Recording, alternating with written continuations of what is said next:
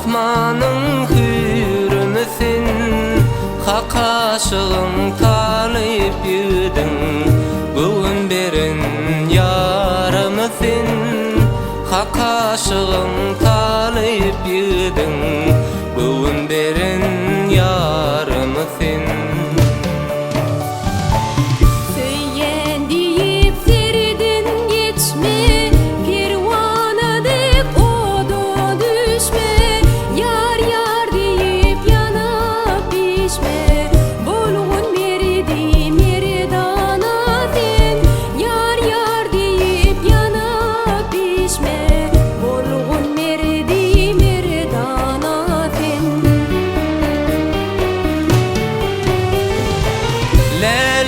Senin gül görküne bollum aşık divana men.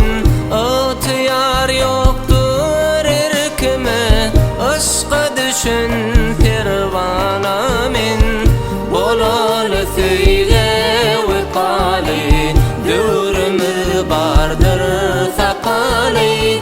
Ölgürgen edi diyarda, aşkın çırağın yakari.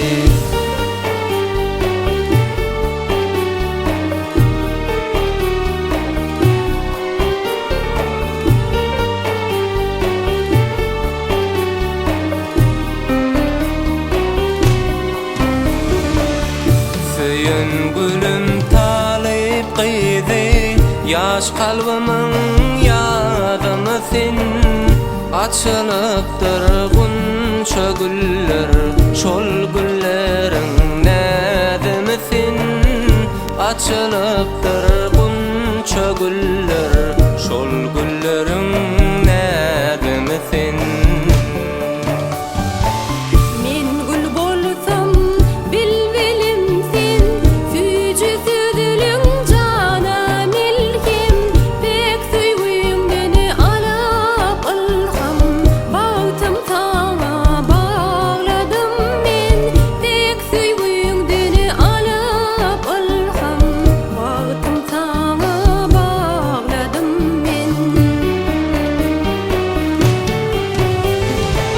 Lelem senin gül görküne bollum aşık divana men. Atıyar yoktur erkime, aşka düşün pervana men. Bolol söyle ve kali, dürümü bardır sakali. Ölgürgen edi diyarda, aşkın çırağın yakari. Bolol söyle ve kali, dürümü bardır sakali. Ölgürgen edi diyarda, aşkın çırağın yakari.